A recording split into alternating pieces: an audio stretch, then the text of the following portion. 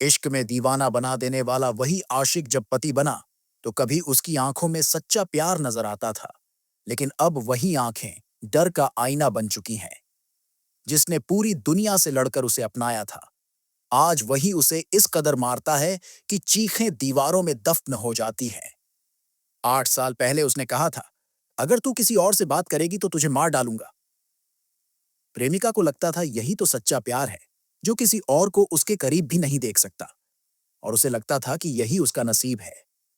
लेकिन आज कहता है, अगर मुझसे दूर गई तो जिंदा नहीं बचेगी। घटना है एक ऐसे आशिक की जो प्यार से ज्यादा अपनी हुकूमत चाहता था। वीडियो शुरू करने से पहले, मेरा नाम निवास राणा और आप देख रहे हैं नॉक जोन। चैनल को सब्सक्राइब कर लेना। चलिए शुरू करते हैं। बागपत जिले के शहर कोतवाली के ठाकुर ग्राम मोहल्ले में रहने वाला 30 वर्षीय प्रशांत चौधरी ओला कैब चलाता है। वहीं 28 वर्षीय नेहा उपाध्याय सहारनपुर की रहने वाली थी। तकरीबन 8 साल पहले दोनों ने 7 फेरों के साथ अपनी मोहब्बत को नाम दिया। लेकिन इस रिश्ते की नींव तो उससे भी पहले रखी जा चुकी थी, जब दो अजनबी दिलों ने एक दूसरे की धड़कनों को महसूस करना शुरू किया था। कहते हैं, जब दो दिल सच्चे इरादों से जुड़ते हैं, तो फासले बस एक वजह बन जाते हैं और हालात केवल एक कहानी। प्रशांत होलिका चौक के पास स्थित एक मेडिकल स्टोर पर काम करता था और नेहा पास ही के एक कॉस्मेटिक सेंटर में अपने सपनों को आकार दे रही थी। हर रोज की छोटी छोटी मुलाकातें धीरे धीरे दिल के तारों को छूने लगीं। वह मुस्कुराहट, वह नजरें चुराना और वह संकोच भरे लम्हे कब एक गहरी दोस्ती और फिर बेपनाह प्यार में बदल गए, किसी को खबर ही नहीं हुई। वह पहली नजर, जो शायद आखिरी तक याद रह जाए। उनकी आंखों ने एक दूसरे की आंखों में अपना घर देख लिया था। धीरे धीरे उन्होंने साथ जीने और मरने की ख्वाहिशें बुन लीं और आखिरकार करीब 8 साल पहले उन्होंने शादी कर ली। नेहा भी देखने में बेहद खूबसूरत थी। उसकी आंखों में एक ऐसी मासूमियत थी जो सीधे दिल में उतर जाए, और साथ ही ऐसा आत्मविश्वास जो उसकी सोच की गहराई को बयां करता था। वहीं प्रशांत के व्यक्तित्व में एक अलग ही कशिश थी। उसके चेहरे पर सादगी की एक शालीन परत थी, जिसके पीछे छिपी समझदारी और आत्मीयता हर किसी को खींच लेती थी। उस वक्त नेहा महज 20 साल की थी और प्रशांत की उम्र करीब 22 या 23 साल के आसपास थी। उम्र का वही खुशनुमा दौर जब दिल पहली बार धड़कना सीखते हैं और नजरों की हर मुलाकात किसी अनकहे जज्बे को जन्म देती है। धीरे धीरे दोनों के बीच बातचीत का सिलसिला चल पड़ा। कभी नजरों की शरारतें, कभी लाज भरी मुस्कानें, और फिर वह लम्हा आया जब दिलों की दीवारें टूट गईं और दोनों ने एक दूसरे से अपने जज्बात बयां कर दिए। प्यार अब सिर्फ एहसास नहीं रहा था, वह एक सच बन चुका था जिसे दोनों जीना चाहते थे। लेकिन मोहब्बत की राह कब आसान हुई है? प्रशांत एक जाट परिवार से था, जबकि नेहा एक ब्राह्मण घराने से ताल्लुक रखती थी। जाति की दीवारें ऊंची थीं और सामाजिक परंपराओं की जंजीरें और भी मजबूत। जब दोनों ने पूरे हौसले से अपने अपने घर वालों को बताया कि वह एक दूसरे के बिना नहीं रह सकते और शादी करना चाहते हैं, तो जवाब साफ था, यह शादी नहीं हो सकती। हम इस रिश्ते के खिलाफ हैं। नेहा के घर वालों को यह रिश्ता कभी भी मंजूर नहीं हुआ। उनका कहना था, प्रशांत करता ही क्या है? एक गाड़ी चलाता है, ड्राइवर है क्या? वह तुझे खुश रख पाएगा? तेरे सारे सपने क्या वह पूरा कर पाएगा? लेकिन नेहा इन सब बातों से बिल्कुल बेपरवाह थी। उसकी दुनिया में अगर कुछ सबसे अहम था, तो वह था उसका प्यार। उसके लिए प्रशांत की आंखों की चमक, उसका बेपरवाह अंदाज, उसकी मोहब्बत की दीवानगी ही सबसे बड़ी पूंजी थी। उसे वह सारे पल आज भी याद हैं, जब प्रशांत गुस्से और मोहब्बत के अजीब से मेल में उससे कहा करता, तू मेरी नहीं हुई तो तुझे किसी और का होने नहीं दूंगा। जो तुझसे शादी करने आएगा उसे मैं मार डालूंगा, और अगर तू किसी और से बात करती नजर आई तो तुझे भी मैं जिंदा नहीं छोड़ूंगा। यह शब्द सुनकर, उस उम्र में जब नेहा महज 19 या 20 साल की थी, उसके दिल में एक अलग ही हलचल उठती थी।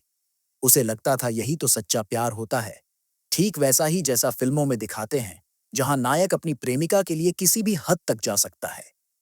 उसे लगता था, देखो यह लड़का मुझसे कितना प्यार करता है, इसकी मोहब्बत की तो कोई हद ही नहीं है।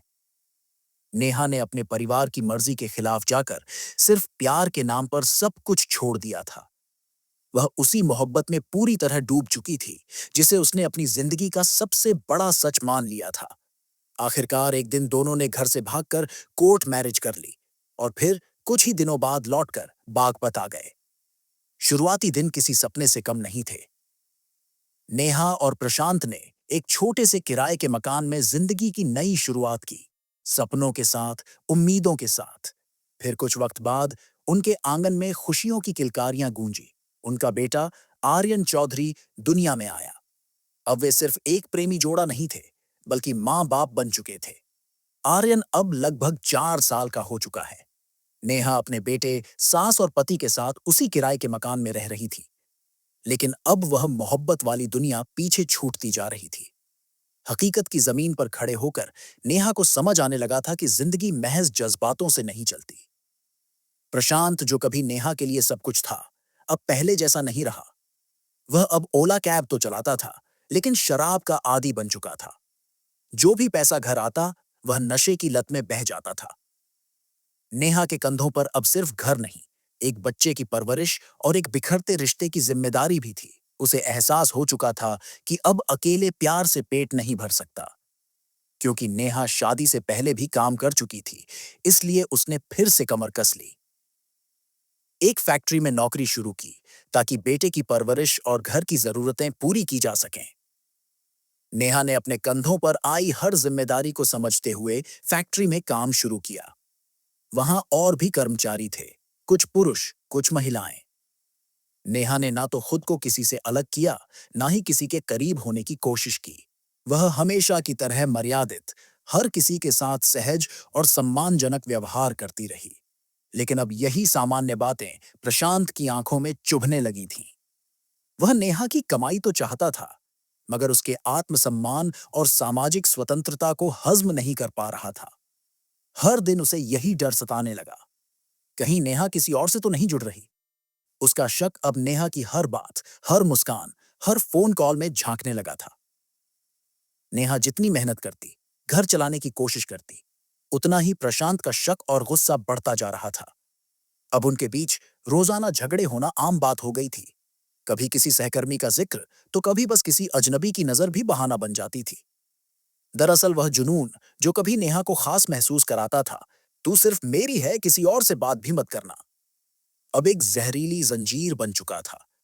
वह मोहब्बत अब मोहब्बत नहीं रही थी, बल्कि एक अधिनायक जैसी भावना बन गई थी, जहां नेहा की इच्छाओं, आजादी और सोच के लिए कोई जगह नहीं थी।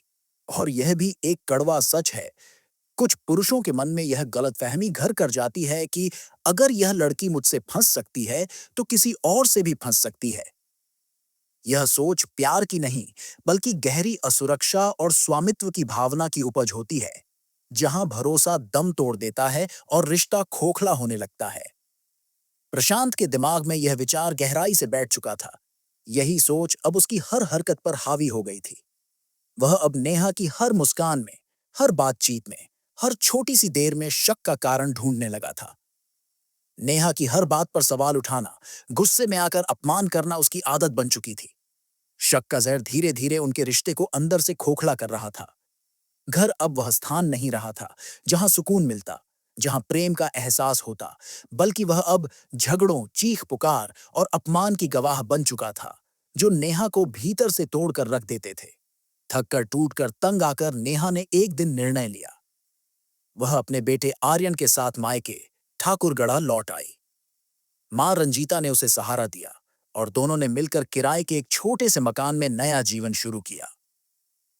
नेहा ने आर्यन को अपने पास रखा, उसे स्कूल भेजना शुरू किया और खुद भी काम करती रही, ताकि बेटे की पढ़ाई और घर की जरूरतें पूरी कर सके। यह सब 1 साल पहले की बात है। उसी के कुछ दिन बाद अचानक प्रशांत सामने आया। उसका चेहरा थका हुआ था, उसकी आवाज में पछतावा था। उसने सिर झुकाकर शर्मिंदगी के साथ नेहा से कहा, हाँ, मुझसे गलती हुई है। मैं शक करता था, बुरा व्यवहार करता था, मुझे माफ कर दो। नेहा चुप रही। उसके मन में बहुत कुछ था, गुस्सा भी, दर्द भी और कई सवाल भी थे।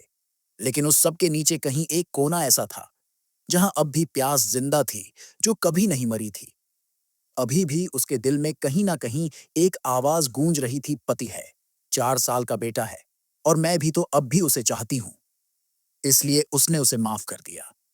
उसका मन कुछ और कहता था, लेकिन प्यार ने उसे शांति दी और उसने पुरानी यादों के साथ फिर से एक मौका दिया। नेहा ने रिश्ते को एक और मौका दिया था, लेकिन यह सिर्फ इसलिए नहीं था कि उसे प्रशांत से अब भी लगाव था। असल में यह फैसला उसने अपने बेटे आर्यन के लिए लिया था। आर्यन अब स्कूल जाने लगा था और नेहा नहीं चाहती थी कि उसकी पढ़ाई बीच में टूटे। इसलिए यह तय हुआ कि वे इस साल तक ठाकुरगढ़ा में ही रहेंगे और फिर अगले साल वह ससुराल लौट जाएगी। प्रशांत ने भी इस फैसले पर सहमति जताई। कम से कम दिखावे के तौर पर वह अब अक्सर ठाकुरगढ़ा आता जाता और एक नकली सामान्यता बनाए रखने की कोशिश करता। लेकिन सच्चाई यह थी कि नेहा के भरोसे की डोर हर दिन और कमजोर होती जा रही थी। नेहा की मां रंजीता बताती हैं कि जो पैसे नेहा फैक्ट्री में काम करके कमाती थी, वही घर के खर्चों के साथ साथ प्रशांत की कई जरूरतें भी पूरी करते थे।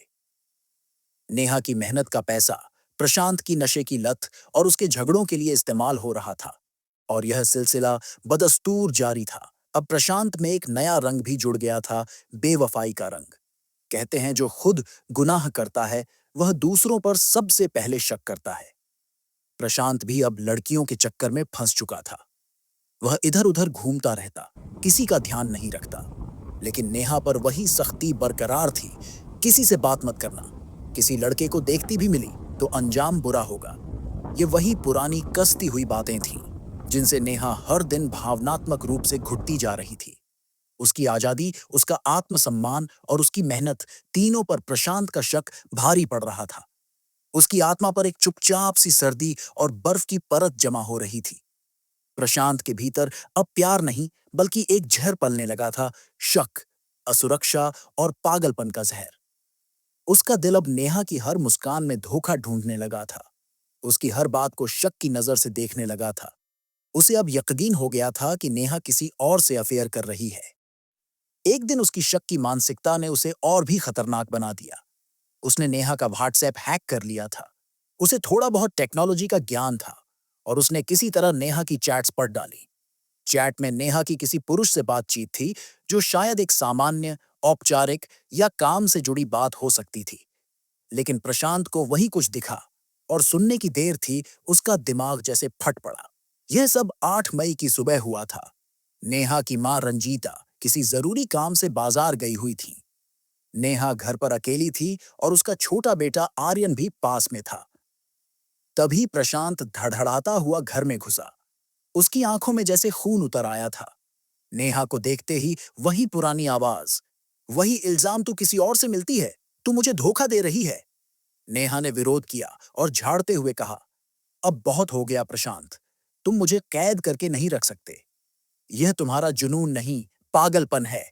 लेकिन जब तक वह अपनी बात खत्म कर पाती, तब तक बहुत देर हो चुकी थी। प्रशांत अपने साथ एक तेज धारदार चाकू लेकर आया था। वह कोई साधारण चाकू नहीं था, बल्कि खतरनाक, भारी और जानलेवा था। गुस्से और पागलपन में उसने पहला वार सीधे नेहा की गर्दन पर किया। एक झटका और खून का फव्वारा फूट पड़ा।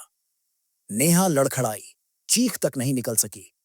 वह जमीन पर गिर पड़ी। उसकी आंखों में वह दर्द था, वह सवाल था, क्या यही उसकी जिंदगी का अंत होगा?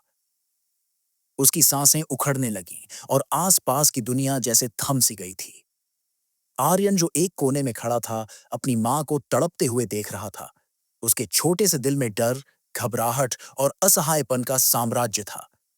वह अपनी मां को मरते हुए देख रहा था और वह पागल प्रशांत, वह अब भी नहीं रुका था। नेहा ने जब विरोध किया, जब उसने अपनी आवाज उठाई, जब कहा, अब बहुत हो गया, मैं तुम्हारी गुलाम नहीं हूं, तो प्रशांत का वह दबा हुआ पागलपन, वह हिंसक जुनून एक राक्षस बनकर बाहर आ गया। उसने चाकू निकाला और सिर्फ एक नहीं, 19 बार वार किया। पहला वार गर्दन पर हुआ था, लेकिन वहां से बात नहीं रुकी। वह लहराती धार की तरह चाकू को नेहा के शरीर में घोंपता गया, जैसे हर एक वार के साथ अपनी खोई हुई दुनिया को पाने की कोशिश कर रहा हो। नेहा की चीख गूंज उठी, इतनी तेज कि पड़ोसियों के रोंगटे खड़े हो गए। पास की छत पर कुछ लोग थे। उन्होंने जाली से झांक कर देखा, और जो देखा वह उनकी जिंदगी भर की नींदें उड़ा देने के लिए काफी था। एक औरत एक मासूम माँ, एक जीती जागती इंसान, अपने ही पति के हाथों टुकड़ों में बदल रही थी। लोग चिल्लाए, छोड़ दे, छोड़ दे। लेकिन प्रशांत पर कोई असर नहीं हुआ। उसने नेहा पर एक के बाद एक 19 बार चाकू से वार किए। उसे पूरी तरह से छलनी कर दिया। उसकी गर्दन लगभग अलग हो चुकी थी।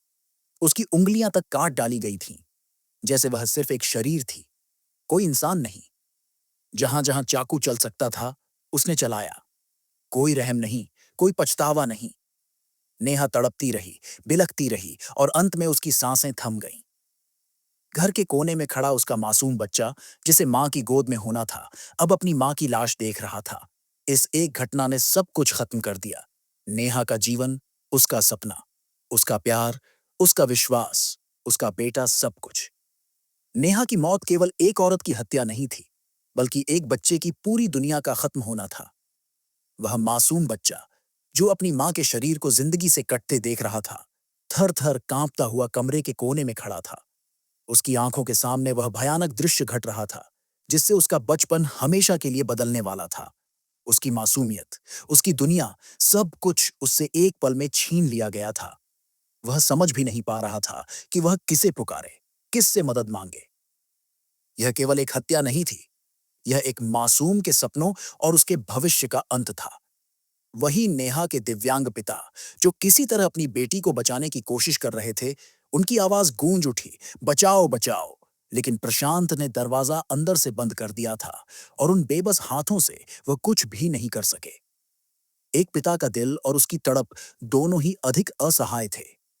जब आवाजें बाहर तक सुनाई दी, तो आसपास के लोग इकट्ठा हो गए और पुलिस को सूचना दी।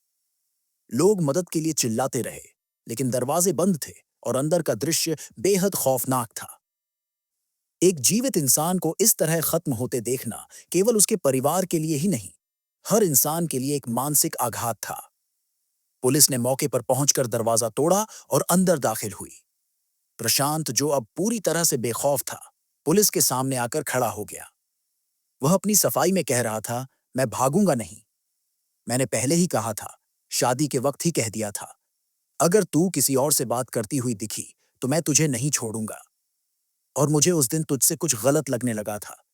तभी से मैंने तय कर लिया था कि मैं तुझे छोड़ूंगा नहीं, मार डालूंगा।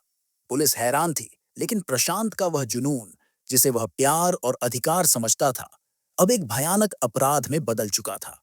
वह खुद को सही ठहरा रहा था, मानो यह सब कुछ एक सामान्य घटना हो, जैसे उसने कोई जिम्मेदारी पूरी की हो।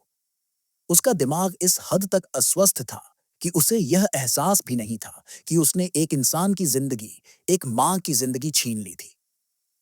नेहा अब नहीं थी, लेकिन उसका बच्चा, उसका परिवार और समाज का यह सवाल हमेशा के लिए रह जाएगा। हम एक औरत को इंसान क्यों नहीं समझते, और हम इंसानियत को कब समझेंगे? शक की कोई सीमा नहीं होती, और जब प्यार की जगह शक ले ले, तो रिश्ता जिंदा नहीं रहता, वह जलने लगता है। यह शब्द एसीपी के थे, और उनकी गहरी समझ ने उस मनोविज्ञान को साफ किया था, जो इस घातक रिश्ते में बिन बुलाए आग की तरह फैल गया था। एसीपी के अनुसार, आरोपी प्रशांत ने पूछताछ में बताया कि उसे लंबे समय से अपनी पत्नी नेहा पर शक था। उसे लगता था कि नेहा किसी और से बात करती है। जब वह फोन मांगता, तो नेहा अपना मोबाइल उसे दिखा देती थी, लेकिन कॉल रिकॉर्ड और चैट पहले ही डिलीट कर चुकी होती थी। प्रशांत को लगता था कि सच्चाई उससे छिपाई जा रही है। वह धीरे धीरे महसूस करने लगा कि उसकी पत्नी उससे कुछ छुपा रही है, और यही छोटी सी असुरक्षा धीरे धीरे एक जहरीले शक में बदल गई। प्रशांत ने पुलिस को बताया कि उसने नेहा का व्हाट्सएप हैक कर लिया था। वह हर दिन अपने फोन पर नेहा के सारे मैसेज देखने लगा। हर एक मैसेज में वह धोखा, हर एक शब्द में गुनाह देखता था। अब उसे लगता था कि उसने सच्चाई को पकड़ लिया है, लेकिन उसकी मानसिक स्थिति और अधिक विकृत होती जा रही थी। उसके शक का खौफ उसे अंधेरे रास्ते पर ले जा रहा था। जब नेहा को पता चला कि उसका व्हाट्सएप हैक हो गया है, तो उसने प्रशांत को फोन पर धमकी दी, मैं पुलिस में तुम्हारी शिकायत दूंगी, तुम्हें जेल भिजवा दूंगी। अब बहुत हो गया। यह धमकी प्रशांत के भीतर बैठी उस हिंसक सोच को पूरी तरह जगा गई। यह धमकी उसके मन में पहले से दबे गुस्से और जुनून के ज्वालामुखी को उकसा रही थी। प्रशांत ने एसीपी के सामने बिना किसी पछतावे के कहा, वह मुझे जेल भिजवाती। उससे पहले मैंने उसे ही खत्म कर दिया। अब मैं खुद ही जेल जा रहा हूं। उसके चेहरे पर अपराध का कोई संकेत नहीं था, बल्कि एक अजीब सी संतुष्टि थी, जैसे उसने कोई बड़ा काम पूरा किया हो। यह संतुष्टि उस हद तक विकृत हो गई थी कि वह सोचता था कि उसने अपनी इज्जत और कब्जे की लड़ाई जीत ली है। उसने सब कुछ खो दिया था, इंसानियत, प्रेम और पिता होने की गरिमा। उसके लिए यह सब कुछ महज एक लड़ाई थी, एक गुस्से और शक की गहरी खाई, जिससे वह बाहर कभी नहीं निकल सका। मुझे कोई पछतावा नहीं है।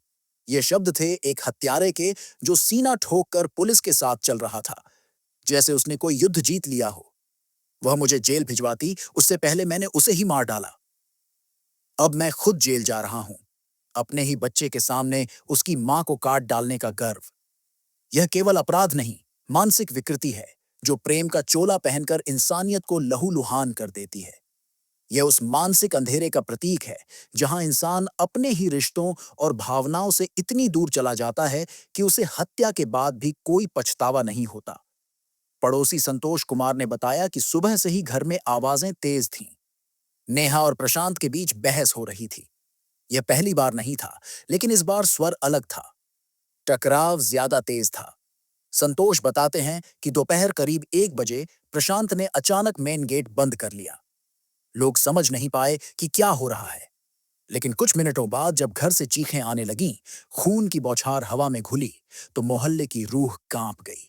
इसके बाद जो हुआ, वह पूरा मोहल्ला कभी नहीं भूल पाएगा। यह केवल एक घटना नहीं थी, यह एक आत्मघाती यथार्थ था, जो सरेआम किसी की जिंदगी को खत्म कर चुका था।